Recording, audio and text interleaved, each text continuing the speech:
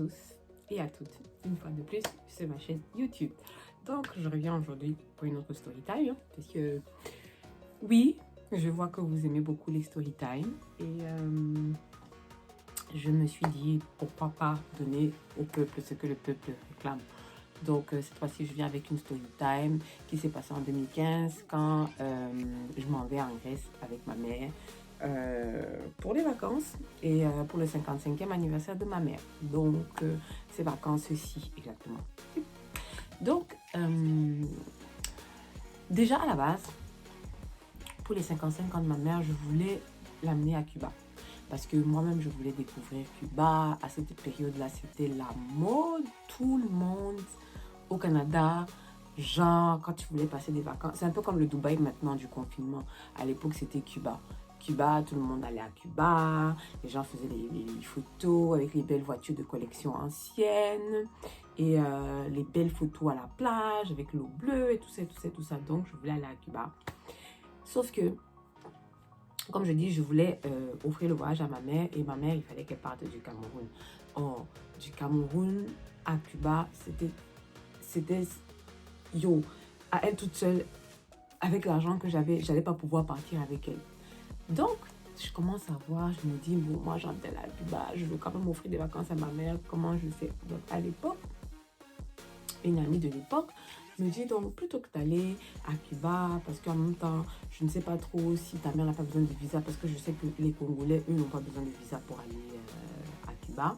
Elle me disait, je ne sais pas si vous, les Camerounais, ça prend un visa ou pas, mais essayez quand même de voir si ça devient compliqué. Plutôt que d'aller à Cuba, pourquoi ne pas aller en Grèce?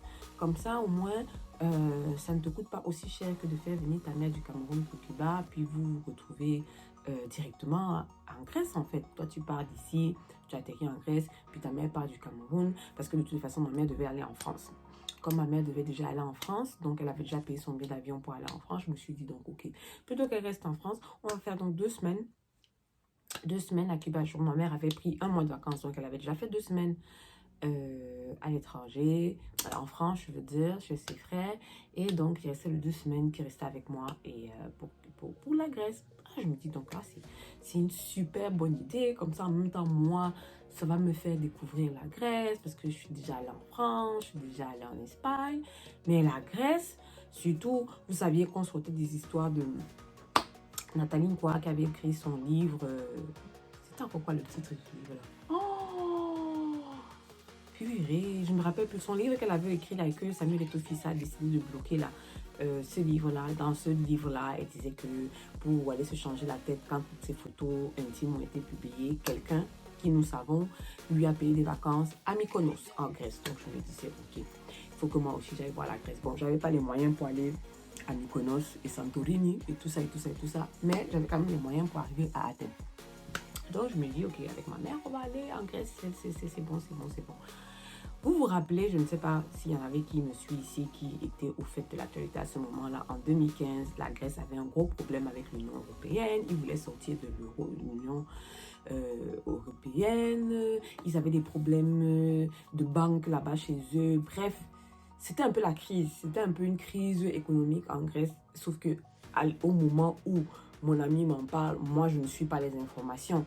Donc, et je suis toujours comme ça aujourd'hui. Je trouve qu'il y a trop de mauvaises nouvelles déjà de par la terre pour que j'aille encore m'asseoir devant une télé et regarder les informations pour écouter les mauvaises nouvelles. Donc, je me suis dit, j'ai commencé à regarder les prix des billets d'avion, de la France pour la Grèce et moi du Canada pour là-bas. J'ai booké les billets d'avion pour ma mère et moi. J'ai réservé à l'époque l'équivalent de Airbnb. C'était encore quoi le site là, mais c'était exactement le même principe que Airbnb, des particuliers qui mettent en location la maison pour une période et puis tu bookes la date et une fois que tu pars, que tu es satisfait, ben, le site en fait va reverser l'argent de la réservation à la personne qui te loue la maison. Donc j'avais pris un bel appartement à Athènes, machin, c'était vraiment super grand. On avait une grande chambre, un grand salon, la cuisine, salle de bain, une cour arrière. C'était vraiment dans un bon quartier. Honnêtement, là, c'était les meilleures vacances de toute ma vie, en fait. Enfin, de ma vie rendue jusqu'ici. Donc, je boucle les pieds, machin, machin. Et moi, je devais atterrir à Athènes avant ma mère. Donc, moi, j'arrivais à Athènes. J'ai atterri à Athènes un samedi. samedi soir. Donc, ou c'était le dimanche? Le samedi soir, je ne sais plus trop. Non, j'ai atterri à Athènes dimanche après-midi. Dimanche après-midi, je m'étais arrangée pour que ma mère, elle, son vol arrive le lundi. Donc, la nuit du dimanche au lundi, ma mère atterrissait à 1h du matin le lundi.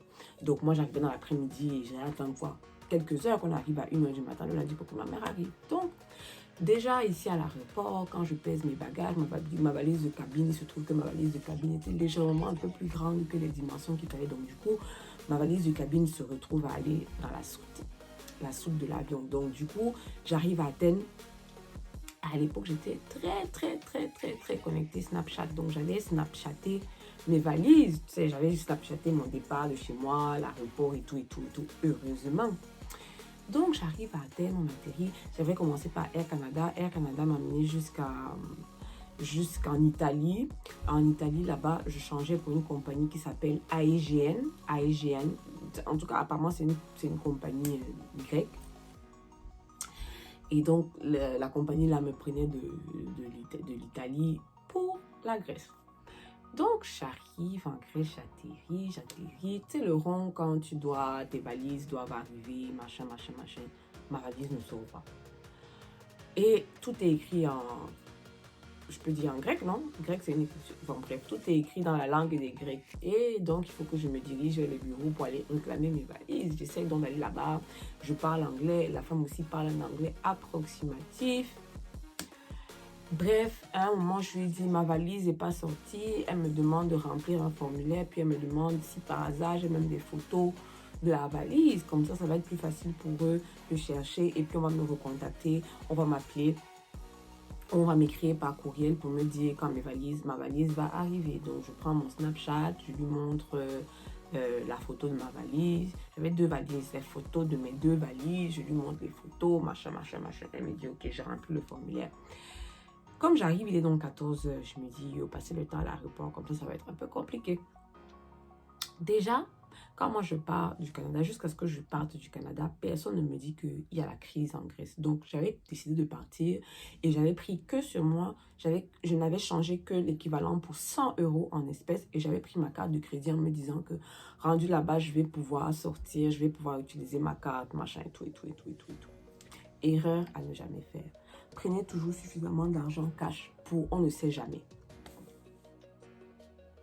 Donc, après, pourquoi il y a des trucs ici? Donc après, quand j'atterris en Grèce, je suis dans le réseau. Genre, mon père commence à m'appeler sur WhatsApp. Je prends dans le téléphone, qu'est-ce qu'il y a? Il me dit, comment tu fais toujours comme ça? Hein?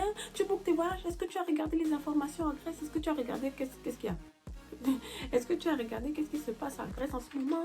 Comment as-tu choisi une destination comme ça pour aller en vacances? Il n'y a pas l'argent en Grèce. C'est la crise. Non, madame. C'est la crise. Il n'y a pas d'argent en Grèce. Machin. Et puis, je t'appelle depuis, tu ne prends pas le téléphone. Il me fait paniquer. Je commence donc à paniquer que, il n'y a pas moyen de retirer l'argent en Grèce. Ma copine donc, qui m'avait demandé, qu'est-ce qu'il y a? Tu sais, la Grèce, comment tu sais m'écrire? Mais tu sais ce qui se passe en Grèce? Apparemment, il y a la crise économique là-bas, il n'y a pas d'argent. Donc, si tu peux trouver un guichet automatique, même à la banque ou même à l'aéroport, pour checker l'argent, fais-le parce que vous n'allez pas pouvoir utiliser vos cartes. Les banques sont en train de faire faillite en Grèce. Je commence à paniquer. Je me dis donc, ok, il faut que je sorte de l'aéroport pour aller chercher un guichet de banque pour retirer l'argent de ma carte parce qu'on va faire 2 semaines. On va faire comment? Ma mère venait pour dépendre totalement de moi. Après, je lui avais dit que maman, ne te soucie de rien. On va faire les courses de nourriture. Tu vas acheter ce que tu veux, les habits que tu veux. On va faire ça comment en fait? Mais voilà donc, qui prendront un taxi pour aller au centre-ville. En même temps aussi, les taxis en Grèce sont des petits bandits, en tout cas celui-là. Parce qu'il a choisi les chemins. En fait, il fait comme tous les chauffeurs de taxi qui ont le compteur. Ils vont chercher les chemins les plus longs pour que ton compteur soit beaucoup plus long et pour que tu payes plus d'argent. On va pendant ce temps, il m'angoisse, il me prend dans les commentaires et tout. On arrive donc à l'adresse en fait où j'avais loué la maison. J'arrive aussi à l'entrée de l'immeuble pour essayer de lire le nom. Tous les noms sont écrits en grec. Je sais que le numéro de l'appartement c'est lequel, je sais que le nom de la personne c'est lequel. Et il m'avait dit que quand on allait arriver, j'allais trouver les clés cachées à un certain endroit. j'ai pas trouvé les clés à ce moment-là parce que techniquement, je n'étais pas supposée check-in le samedi à 15h parce que là, il est 16h. On devait arriver le lundi. Donc, j'allais attendre ma mère à l'aéroport et le lundi, on allait trouver la clé. Et c'est effectivement ce qui s'est passé plus tard. Donc, là, je vois qu'il n'y a pas les clés. Je commence à contacter le site, qu'il n'y a pas les clés. Je ne trouve pas les clés. Machin, c'est pas normal. J'ai réservé. Le site aussi commence à mettre la pression au monsieur. Le monsieur aussi commence à m'écrire que pourquoi est-ce que je dis que je n'ai pas trouvé les clés. Je ne suis pas supposée arriver maintenant. Je suis supposée arriver lundi. Il ne faut pas que je lui fasse un bad review sur le site. Parce que machin, lui, il attend l'argent là. Blablabla. Que lundi, je vais trouver les clés. Je dis que ça, c'est même pas le problème. Là, il faut que je trouve où aller chercher l'argent de ma carte.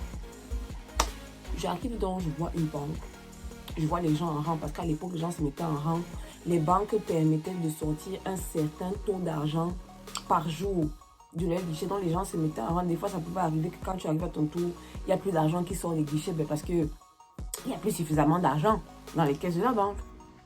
Je fais 2-3 guichets comme ça, il n'y a pas d'argent qui sort. Ma copine me dit que bon, repars à l'aéroport. Au moins à l'aéroport, comme il y a les voyageurs, il y a les touristes et tout.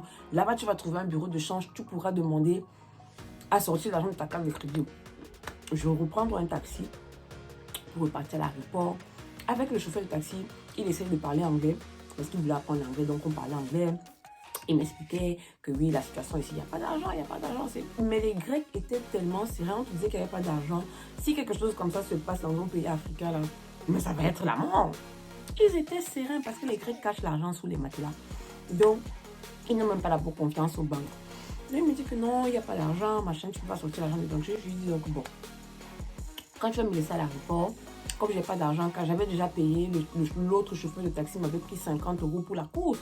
Et comme je vous ai dit, je n'avais que l'équivalent de 100 €. Je n'avais pas quand même encore utilisé le 50 € pour le taxi et rester comme ça sans rien à l'aéroport. Si jamais j'ai envie de manger, non. Quand je lui dis donc oui, quand on va arriver à l'aéroport, tu vas m'attendre, je vais aller changer l'argent. Le gars a changé de visage dès qu'on est arrivé à l'aéroport. Il a d'abord enlevé la clé du contact. Il a dit que... Là, il a commencé à parler un anglais que je n'entendais plus. Ça ressemblait à du grec. Il m'a dit qu'il m'accompagne.